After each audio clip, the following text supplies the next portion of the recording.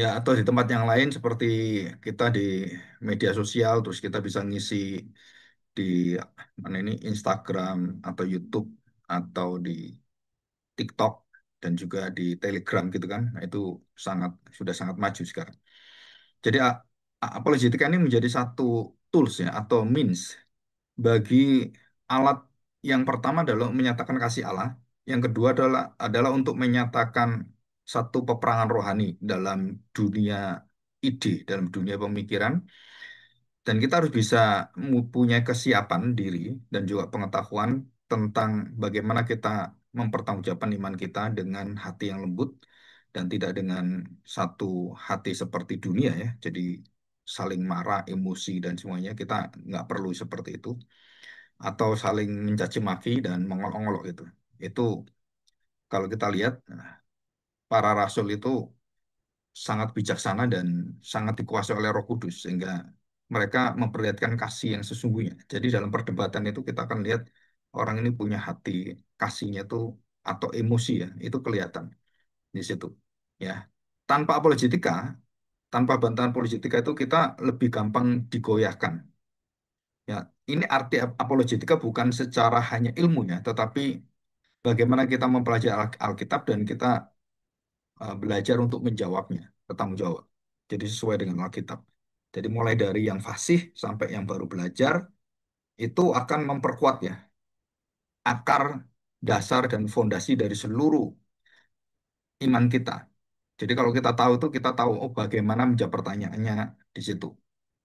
Dan dikatakan dalam 2 Timotius pasal 4 ayat 2, beritakanlah firman Tuhan, siap sedialah baik atau tidak baik waktunya. Tidak hanya kita bisa membuktikan iman kita benar, iman kita itu betul-betul tidak tergoyahkan gitu ya, tetapi jangan lupa bahwa kita tuh menyatakan kasih Allah dan belas kasihan Tuhan, sehingga jiwa-jiwa itu harus mengenal Tuhan Yesus, bukan mengenal kepintaran kita atau mengenal eh, jagonya kita, jadi ilmu kita yang mungkin perdebatannya itu bisa unggul gitu ya, bukan itu, tetapi kita harus menyatakan ada pribadi yang selalu menjadi pusat pemberitaan dari apologetika.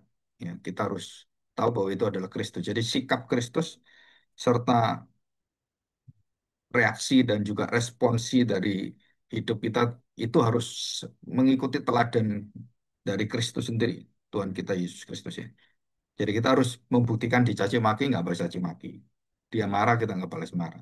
Kita jelaskan secara akademis, secara ilmiah, dan juga secara bukti-bukti yang ada. Nah, itu kita akan tahu. Nah, kita akan mempelajari argumen non sirkular.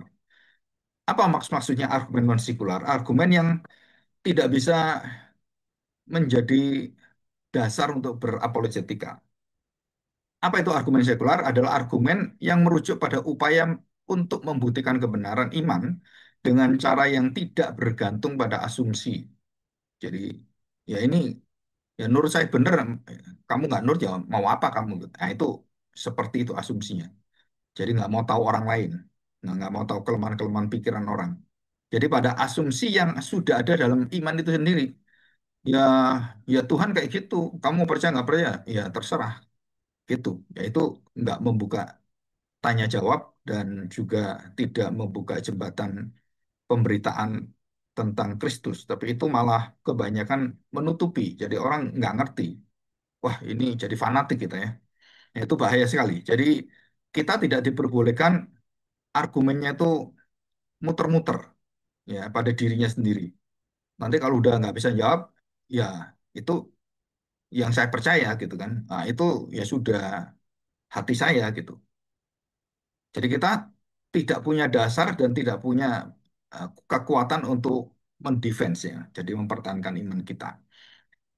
Nah, argumen non sekular dalam konteks Kristen itu sebenarnya bertujuan untuk menjangkau orang-orang di luar lingkaran kepercayaan dan menunjukkan bahwa iman kita ini ya, iman kita memiliki dasar yang kuat. Jadi argumen sirkular dan non sirkular. Jadi non sirkular itu bagi orang Kristen dan sirkular itu argumen yang tidak ada gunanya, muter-muter ya. Kalau non sirkular itu argumen yang berbasis kepada kepercayaan iman Kristen yang disampaikan dengan dasar-dasar apologet yang akademis, benar, objektif, dan dipertanggungjawabkan. Ya, jadi kita tidak berdebat seperti lingkaran setan, circular reasoning. Argumen non-sekular menghindari penggunaan premis yang sudah diasumsikan sebagai kebenaran dan kesimpulan. Ini contoh ya. Jadi kalau kita lagi berdebat, ini contoh aja. Alkitab benar karena Alkitab itu mengatakan demikian. Nah ini kita nggak bisa membuka satu percakapan dalam lingkaran semua itu menjadi satu pengertian yang masuk akal gitu ya, common grace atau wajar gitu. Jadi kita bisa terima itu. Nah, argumen lingkaran setan atau circular reasoning ini boleh dikatakan vicious ya. Vicious itu lingkaran setan. Alkitab benar karena Alkitab ya demikian benar, jadi nggak usah diapa-apain gitu. Jadi kita nggak bisa jelasin apapun, berhenti dia. Nah, dasar yang kuat itu sebenarnya argumen yang non sekular, yang non circular reasoning. Jadi artinya nggak muter-muter gitu ya. Dasar yang kuat untuk iman kita dan juga kita bisa membuka pembuktian bukan hanya berdasarkan Alkitab dan kita didukung serta ditopang dengan bukti-bukti yang ada. Jadi sejarah, bukti-bukti sejarah, penemuan-penemuan arkeologi dan tempat-tempat sebut Alkitab itu ada semuanya. Dan termasuk juga di dalamnya adalah waktu kita baca Alkitab itu ada logikanya, ada cara berpikir yang lurus, yang waras gitu ya. Jadi dia nggak ke kiri, nggak ke kanan, tapi dia itu selalu ada tujuannya dan garisnya itu jelas sekali. Alkitab kita kalau dibanding Alkitab-Alkitab yang lain, itu nilai-nilainya paling bisa dipercaya. Jadi istilahnya tertinggi, terultimat, terunggul. Bukti sejarah ada, bukti logika percakapan ada, dan juga bahasanya itu sudah sangat jelas. Serta urutan dan kaitannya itu semua ada. Jadi kalau kita lihat 12 suku bangsa Israel mulai dari Yakub sampai Musa, Daud gitu kan, itu semuanya tersusun.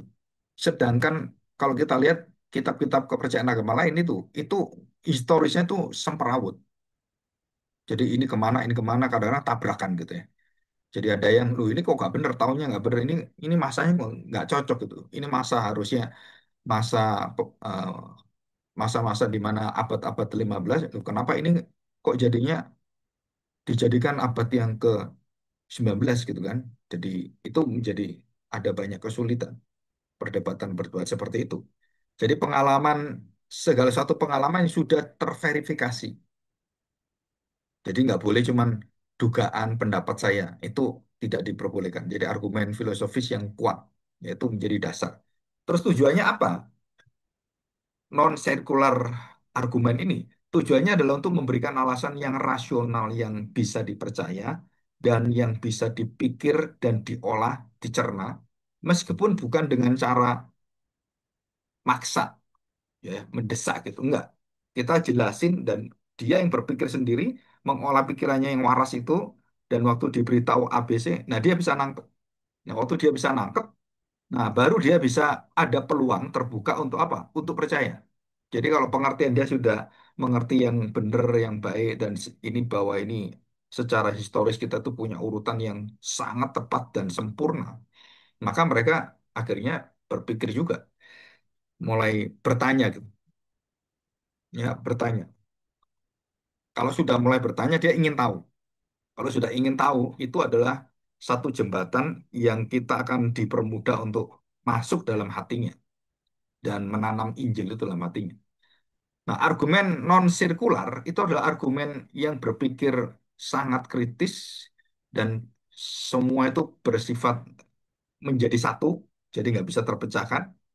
Jadi melibatkan penggunaan berpikir kritis dan kemampuan mengevaluasi klaim-klaim dan bukti-bukti yang baik kita yang pakai, kita yang akan sodorkan, atau musuh-musuh perdebatan itu yang akan memberikan alasan-alasannya, ya pandangan yang berbeda itu. Jadi kita bisa membuat satu jembatan apologetika ini. Nah, dalam konteks Kristen, apologetika non sekular sering digunakan dalam bidang studi untuk membela dan menjelaskan iman Kristen, argumen non sekular ya, dan bukan yang argumen sekular, yang non sekular, yang tidak berputar-putar. Menjangkau orang luar, argumen non sekular itu sangat bagus untuk menjembatani orang-orang yang sama sekali tidak mengerti kekristenan, yang mengerti pengetahuan secara umum, apalagi filsafat dan semuanya, itu jauh lebih mudah untuk dibuka pikirannya. Karena mereka sudah, pikirannya udah bagus gitu ya. Cuman ini ada yang menyesatkan gitu, ada yang memutar, ada yang mengunci pikirannya. Nah, di sini kita melihat dengan memberikan alasan rasional untuk iman kita dan orang-orang yang mendengarkannya, argumen ini dapat menjadi jembatan untuk berkomunikasi, memberitakan kebenaran firman Tuhan. Dan yang kedua adalah kita bisa membuka pintu berdialog. Berdialog itu bertanya jawab. Ya, jadi kita bertanya jawab. Kalau saya setiap hari Minggu itu selesai khotbah itu selalu saya tanya, ada jemaat yang setuju atau nggak setuju? Ada pertanyaan nggak gitu ya? Kalau nggak ada, ya kita selesai gitu. Kalau ada, nah disampaikan. Dan sering dalam ibadah minggu saya itu beberapa orang yang ngerti, ada yang belum mengerti karena baru jadi Kristen gitu kan. Nah, mereka tanya, Pak, bagaimana kalau saya kan berdoa itu selalu ada mantranya, ada apalanya. Nah, kenapa di kekristenan nggak ada doa yang seperti itu? Saya katakan ada sebenarnya. Cuman kita tidak seperti kalian. Doa itu juga dihafal juga kita waktu kecil. Doa Bapa kami, ya kan itu juga ada. Tapi bukan berarti doa itu terus diulang-ulang seperti orang yang apa yang mencari pesugihan dan juga kekayaan itu serta cari jodoh gitu. Jadi kalimatnya diulang-ulang gitu ya. Nah, kita tidak menyarankan atau kita menentang cara-cara seperti itu. Jadi argumen soal itu membantu ya. Jadi membantu membuka dialog. Terus kita bisa menanamkan iman yang kita percaya, kita bisa menaburkan. Nah, itu akan sangat bermanfaat. Nah, yang kedua, yang mayor itu, yang lebih masuk lagi adalah kita mendapatkan kekuatan iman dalam diri kita dengan bukti-bukti yang ada. Apalagi ada arkeologis kan. Nah, ini ada kuburannya. Ditemukanlah kuburan dari Daud, cuma gitu kan. Ini lagi diselidiki kuburan Daud. Dan di mana tulang belulang Daud ditanam. Kita kan nggak tahu. Harusnya ada semua. Mau Daud, mau Salomo, mau siapa ini Saul gitu kan raja-raja itu harusnya kuburannya ada sampai sekarang menjadi misteri kenapa itu semua jadi hilang semua ya Musa ya kan Musa diangkat ya jadi peperangan kita lihat seperti nabi-nabi semuanya Yeremia Yesaya itu kan kalau mati kan ada kuburannya semua betul nah di mana itu puluhan kuburan itu ya sekitar daerah Israel dari Yerusalem dari Yehuda yang memang pusat daripada kehidupan mereka kan Sungai Yordan juga. Nah, itu menjadi satu argumen yang akan memperkuat serta apa ya, membuat kita nggak goyah. Jadi kita itu tegak berdiri. Jadi argumen yang sekular juga dapat memperkuat iman orang percaya. Ketika mereka memahami dasar-dasar iman, mereka dengan lebih baik dan lebih baik ya. Jadi semakin lebih baik, semakin baik, semakin baik. Serta mampu mempertahankan ya, seluruh daripada serangan, serangan dan juga yang istilahnya bukan hanya serangan ya, tapi juga ancaman-ancaman dari iman mereka dan kita menjadi kepercayaan kita, iman kita menjadi sangat kuat sekali kalau kita belajar apologetika. Ya. Nah, sekarang kita lihat ya, contoh-contoh argumen non sekular. Argumen dari desain, ya. Argumen ini menjelaskan keteraturan segala sesuatu dan kompleksitas dalam semesta alam ini sebagai bukti adanya perancang cerdas, ya. Perancang cerdas itu intelligent design. Intelligent design. Desain itu perancangnya. Intelligent design. Dan pasti itu merupakan kepintaran dan ketakterbatasan itu luar biasa. Maka itulah kita kemudian bisa memberitahu orang ateis bahwa harus percaya pada Tuhan. Kenapa? Kalau kamu nggak percaya, coba lihat aja semua semesta alam yang ada. Itu orang normal itu pasti percaya nggak ada Tuhan. Harus ada Tuhan. Ya, jadi ini adalah argumen yang keluar desain ini tidak bergantung pada keyakinan akan Tuhan. Dan untuk membuktikan kebenarannya, maksudnya tanpa firman Tuhan kita ngomong soal eh, yang cerdas, yang intelijen itu, yang sangat brilian itu, dan juga namanya penciptaan yang Tuhan lakukan, ya semuanya itu adalah argumen-argumen yang tidak bisa dibantah. Yang kedua adalah argumen moralitas, ya, argumen moralitas. Argumen ini memperlihatkan keberadaan moralitas universal. Kenapa orang baik itu selalu hatinya tuh banyak membantu orang, baik dalam keluarga, dalam gereja dan semuanya. Kenapa kalau orang itu moralnya baik itu dia bisa mengerti orang lain lebih baik, bersosial lebih baik. Jadi argumen ini melihat keberadaan moralitas yang secara universal berlaku bagi semua manusia, bukti adanya moral design, ya, intelligent design, yaitu Tuhan sendiri. Jadi argumen sekuler tidak bergantung pada keyakinan akan Tuhan untuk membuktikan moralitas. Jadi moralitas itu sudah diberikan oleh Tuhan. Tapi jatuh dalam dosa pada waktu buah yang baik dan jahat dimakan. Jadi itu buah itu kan tanaman kan dimakan berarti bisa kan literal ya. Jadi fisik itu dimakan dan waktu makan, nah itu langsung manusia jatuh dalam dosa. Ya. Jadi waktu jatuh dalam dosa, ya mereka nggak bisa mencari Tuhan sampai kapanpun. Jadi Tuhan harus mencari mereka. Nah, waktu mereka makan pohon buah baik dan jahat itu, maka Tuhan mengatakan demikian kalimatnya. Mereka telah menjadi sama seperti kita. Bukan diciptakan serupa Allah, tapi orang-orang ini yang sudah mati, Adam dan Hawa mati dalam dosa makan buah itu, maka dia akan menjadi Allah.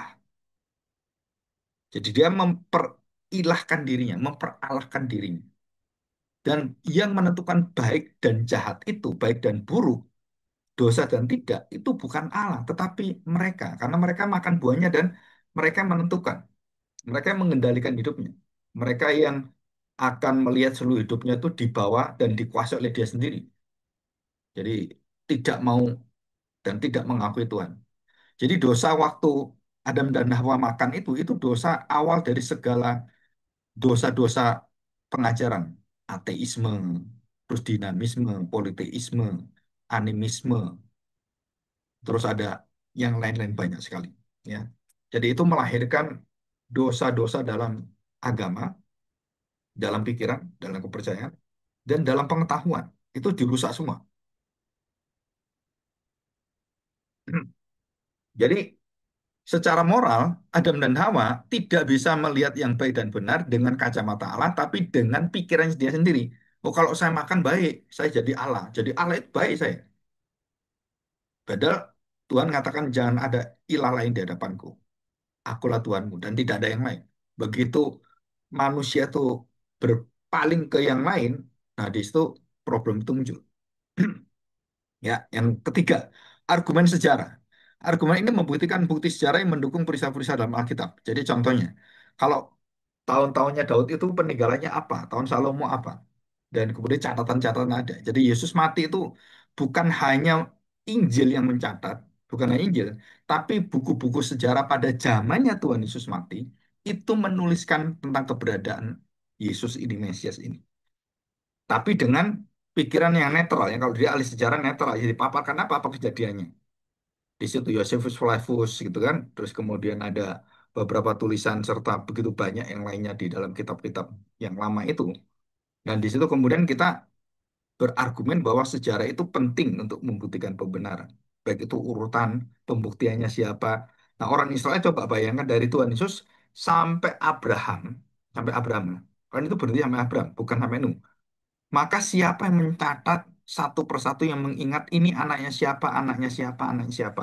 Oh, ini anak siapa, ini anak siapa. Jadi anak-anak anak-anak, anaknya ini, anak-anaknya ini, anak-anak anaknya ini, anak-anak anak-anak, nah gitu kan. Jadi itu merupakan satu eh, pembuktian yang jelas dan historis, moral, serta desain.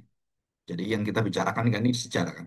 Nah, maka Tuhan Yesus itu diselidiki. Kamu itu desa mana? Dari mana? Orang tamu siapa? Itu dijelaskan dalam Alkitab semua ada.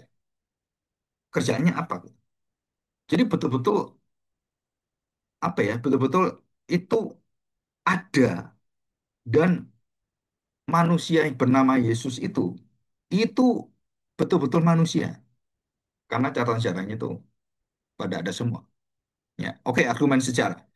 Nah, dari argumen sejarah ini, maka peristiwa-peristiwa Alkitab, kebangkitan Tuhan Yesus, terus gempa bumi, terus matahari terbenam itu ya, yang tidak bercahaya dalam waktu 3 jam gelap gulita, itu semua secara keilmuan dan juga secara sejarah itu ada yang mencatat. Ya, Taktus, Josephus Flavus dan banyak yang lain. Siapa Yesus sebenarnya? Ya, di situ. Oke, kita lihat sekarang. Yang penting kita amati ya, kita pelajari. Apa itu? Argumen dan sekular sangat penting dalam iman Kristen karena membantu membangun dasar kuat untuk kita beriman lebih kuat, lebih baik, dan lebih, istilahnya itu lebih kokoh ya, dan memperkuat seluruh hidup kita. Jadi keyakinan kita, pelayanan kita. Jadi kita usahakan kalau berbicara mempertahankan iman itu jangan dengan nada emosi, jangan dengan nada merendahkan orang, ya, atau kita sendiri yang jadi masalah di situ.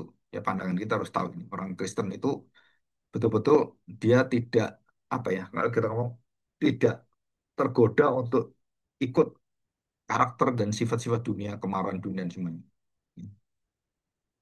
Ya oke ya. Nah sekarang kita lihat ini dalam Keluaran kita buka ya. Dalam kitab Keluaran,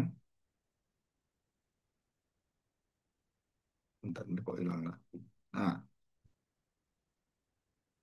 kitab Keluaran pasal 32 ayat 11. Lalu Musa mencoba melunakkan hati Tuhan Allahnya dan berkata, mengapakah Tuhan murkamu bangkit terhadap umatmu yang telah kau bawa keluar dari Mesir dengan kekuatan yang besar dan dengan tangan yang kuat? Mengapakah orang Mesir akan berkata, dia membawa mereka keluar dan masuk menimpakan malapetaka kepada mereka dan membunuh mereka di gunung dan membinasakannya dari muka bumi. Baiklah dari murkamu yang bernyala-nyala itu ya menyesalah karena malapetaka yang hendak kau datangkan pada umatmu. Di situ kan ada kata menyesalah, diminta Tuhan itu nyesel, beribah. Jadi bukan nyesel, nyeselnya kita bukan kita beribah. Hatinya itu ibah, kasihan. Nah itu menyesal. Allah menyesal itu Allah kasihan dengan manusia yang dicengkram oleh dosa, dibelenggu oleh dosa. Tuhan menyesal. Jadi melihat kamu akan mendapatkan kebinasaan. Jadi dia mengingatkan tentang kasih, kesetiaannya, dan belas kasihannya. Tapi manusia dan manusia sama aja. Saudara. Ya, tetap aja tidak belak. Bilangan, kita buka bilangan pasal 13, ayat yang ke-19. Allah bukanlah manusia sehingga ia berdusta. Bukan anak manusia sehingga ia menyesal. Maka ia berfirman dan tidak melakukannya. Akan berbicara dan tidak menepatinya. Jadi masakan Tuhan seperti itu, masakan ia berfirman, tidak melakukannya, dan berbicara dengan tidak menepatinya. Ketahuilah, aku mendapat perintah untuk memberkatimu dan seluruh daripada hidupmu. Tidak ada ditengok kepincangan di antara keturunanmu Yakub, dan tidak ada dilihat kesukaran di antara bangsa Israel. Tuhan Allah mereka menyertai mereka. Jadi dikatakan menyesalah gitu kan. Terus dikatakan Allah bukan manusia sehingga ia berdusta. Allah bukan manusia sehingga ia menyesal. Masakan ia berfirman dan tidak melakukannya. Jadi artinya Tuhan bisa salah. Arti menyesal itu artinya aduh saya keliru. Aduh saya nah, itu ya. Jadi menyesal. Ya. Oke, ini waktu 10 menitnya udah keluar. Nanti kalau ada break nanti masuk 10 menit lagi ya. Nah, dari bilangan kemudian 1 Samuel pasal 15 ayat 23 itu juga sama ya. 1 Samuel pasal 15 ayat yang ke-23. Sebab pendur 15 ayat 29, sorry. Lagi Sang Mulia Allah Israel tidak berdusta dan ia tidak tahu menyesal sebab ia bukan manusia yang harus menyesal. Nah, dari hari ini kita belajar apologetika. Nah, bagaimana kita berapologetika dan membuat dua kalimat ini menjadi serasi dan bahkan malah menjadi peluang bagi kita untuk menyatakan kebenaran. Kita mau berdebatkan kita. Jadi perdebatan apologetika itu bukan hanya untuk orang yang bukan Kristen ya, termasuk orang Kristen. Dan kita juga sesama orang Kristen juga kalau itu dibukakan kita menerima itu menguatkan sekali. Ya, saling menguatkan di sini. Jawaban diberikan ya namanya tidak menyesal dan Allah bukan manusia, Allah tidak menyesal. Allah menyesal dikatakan kan. Kemudian berkatalah Tuhan itu ya, aku menyesal. Loh, katanya Allah tidak menyesal karena dia bukan manusia. Nah, sekarang aku menyesal. Berarti Tuhan manusia dong. Maksudnya belum ada Tuhan Yesus ya. Berarti Tuhan menyesal. Bukan. Gitu. Menyesal yang kita pikirkan dengan konteks dan arti Alkitab itu berbeda. Jadi kuncinya di situ. Bukan menyesal kayak kita ya. Oh salah. Aduh terlambat. Bukan itu. Tapi menyesalnya Tuhan adalah keluar dari hati yang penuh dengan belas kasihan. Aduh, kalau kamu dibinasakan, Tuhan merasakan kasihan, maka dia mengutus anaknya untuk menebus dosa kita karena ingin menolong, ya. Tapi akhirnya yang menerima itu ya orang-orang betul-betul sesuai dengan apa yang dia percaya, demikianlah Tuhan akan membinasakan sesuai apa yang tidak kamu percaya. Barang siapa yang percaya ya tidak binasa. Tapi barang siapa tidak percaya ya nggak dijaminan. Kamu pasti binasa di situ. Jadi paralelkah, sejalankah ayat Keluaran 32 dengan bilangan 23 dan 1 sampai 15? Jawabannya sejalan, tidak berkontradiksi dan sangat apa ya? Sangat ini berlimpah. Jadi sangat baik dan membuka pikiran kita yang baik. Nah, sekarang kita tanya, kalau tidak bertentangan, kalimatnya bertentangan, itu namanya paradoks. Kelihatannya bertentangan tetapi serasi, kelihatannya bertengah terus tapi baik gitu. Jadi ada suami istri gitu. Wow, debat gitu, marah-marah gitu. Tapi setelah itu dia kemudian baikan. Aneh ya suami istri ini. Baru marah-marah sekarang. Loh, kok jadi baikan gitu ya? Dulu baik-baik sekarang marah-marah gitu. Jadi ada kontradiksi. Apakah ini suami istri nggak? Ya suami istri. Kenapa bisa terjadi pertengkaran dan percekcokan? Ya mereka manusia gitu. Jadi mereka kemudian minta saling memaafkan kan. Jadi itu jadi paradoksnya itu dijembatani dengan apa paradoks itu? Yaitu dengan pengertian yang benar sesuai dengan sudut pandang yang diberikan dan juga posisi-posisi yang berkaitan dengan semua yang diperdebatkan itu kita harus tahu. Jadi ini katakan menyesal. Kenapa menyesal? Ini tidak menyesal. Allah tidak menyesal karena dia bukan manusia. Allah tidak menyesal. Nah, perkataan menyesal di sini dengan perkataan di sini konteksnya itu berbeda. Ya. Artinya juga berbeda, esensinya berbeda, ontologisnya berbeda. Yang tadi kita pelajari. Jadi kalau kita perhatikan baik-baik, tidak berkontradiksi, tidak sejalan, ya karena tidak bertentangan ya harusnya sejalan. Dan bukan hanya arti dalam arti paradoks, ya kita menyatakan bahwa tidak ada kebenaran yang saling menentang dirinya sendiri. Ini sebagai contoh, ya sebagai contoh. Apa yang tidak bisa dilakukan oleh Allah? Jadi Allah itu maha segalanya, dia bisa lakukan apapun. Apa yang tidak bisa dilakukan oleh Allah, maka kita kemudian memakai argumen non sirkular, nah, ya non sirkular. Bukan ya nggak tahu tanya Tuhan saja gitu. Gitu. Argumennya itu non sirkular. Maka kita harus menyelidiki firman Tuhan, apa arti menyesal, etimologisnya apa, terus kemudian di kamus bahasa apa, bahasa Ibraninya apa, dipakai bagaimana. Nah, itu kemudian kita konteksnya, oh berarti konteksnya kita bacanya itu kita yang harusnya tidak bisa menyatu dijadikan satu, yang harusnya berpisah jadikan menyatu. Jadi kita seringkali melakukan apa yang tidak sesuai dengan kebenaran dan metode-metode sistem serta asas-asas yang ada di dalam firman Tuhan. Dan ini penting sekali. Ini contoh ya, satu contoh. Penemuan matahari mengelilingi bumi atau memutari bumi itu menjadi pertentangan yang luar biasa pada zaman abad-abad, yaitu penemuan daripada Columbus dan kemudian penemuan dari beberapa yang baru yang sekarang ini ya, yang ada teleskop untuk melihat langit dan semuanya. Nah, di situ kita melihat akhirnya orang-orang yang berpengetahuan hebat ya pada abad-abad Giordano itu ya, abad-abad sekitar berapa? 12 atau lebih dari itu ya bawah gitu. Nah, semakin orang itu semakin menyatakan kebenaran yang bertentangan dengan apa yang dikatakan Alkitab, maka orang ini mendapatkan satu sikap yang diintimidasi, diancam, dan dibuang dari gereja. Padahal dia benar, ya dia benar. Jadi, kenapa banyak martir zamannya orang Kristen? Mereka tidak bergeming mengatakan firman-Nya A, A, B, B. Udah selesai. Dia nggak mau tahu di situ. Jadi mati pun dia mau. Nah itu. Tapi zaman sekarang udah nggak ada gitu, jarang orang mau itu seperti itu. Nah, dari sudut pandangan kita, kita harus bisa melihat kalau kita berdebat dengan orang, oh, Alkitabmu itu bertentangan. Nih ngomong menyesal, ini ngomong nggak menyesal, ini. Nah, waktu dia menghadirkan perdebatan seperti itu, kita nggak boleh pakai perdebatan argumen sekular. Ya udah tanya Tuhan aja sendiri. Nah, kita nggak bisa. Kenapa nggak bisa? Ya karena nggak mungkin tanya dia. Maka kamu harus bisa jelaskan. Nah, kita jelaskan. Yang dikatakan bahwa aku bukan manusia, maka aku tidak menyesal. Nah, apa yang ditulis Alkitab? Berarti keberadaan Allah. Aku Allah. Aku tidak menyesal. Kenapa menyesal? Menyesal itu milik manusia. Menyesal itu adalah kelemahan-kelemahan manusia, kesalahan-kesalahan manusia, kegagalan manusia. Nah, itu di sana. Hatinya, aduh saya keliru gagal. Aduh Tuhan, nah itu menyesal. Tapi menyesal di sini bukan menyesalnya manusia. Di situ. Jadi waktu Musa berdoa, Tuhan menyesal. Artinya tuh, Tuhan belas kasihilah bangsamu, anakmu, Israel.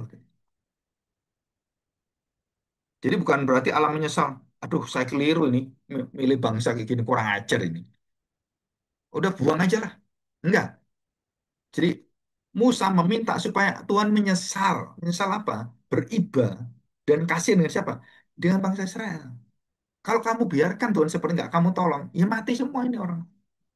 Binasakan aja mereka semua. Dan Musa pernah ngomong seperti itu. Kenapa kamu pelihara bangsa yang brengsek seperti ini? Kenapa kamu pelihara anakmu yang brengsek seperti itu? Dan kadang-kadang dalam satu keluarga itu ada anak yang kurang ajar. Diomong nggak bisa ngebimbing. Dan di situ Musa itu masih mengharapkan Tuhan berbelas kasihan. Kita juga sama. Seorang ibu berdoa untuk anak yang kurang ajar, yang pokoknya bobroknya luar biasa. Terus kemudian jadi orang tidak mengenal Alkitab, ateis gitu kan. Dia berdoa. Nah, kita harus membuka diri kita untuk dalam doa. Untuk apa? Karena ini ada argumen bukan argumen berkaitan dengan cuman percakapan kita. Hatinya sudah membeku, hatinya sudah tertutup dan tidak bisa dibuka kecuali Tuhan. Nah, di situ. Jadi kalau argumen bisa mengerti, tapi hati itu yang buka Tuhan. Jadi menyesal dalam sudut pandang sisi kemanusiaan manusia dan kemanusiaan bahasa fenomenologis Allah bagi manusia, namanya antroposentrisme. Tuhan seolah-olah seperti manusia. Tuhan punya tangan, dia melihat, dia punya mata. Apa Tuhan punya mata kayak mata kita? Tuhan punya tangan kayak tangan kita? Enggak, saudara. Dia itu roh. Nah, waktu menjadi manusia, barulah dia punya tangan kaki, yaitu namanya Yesus Kristus. Tapi keberadaan roh itu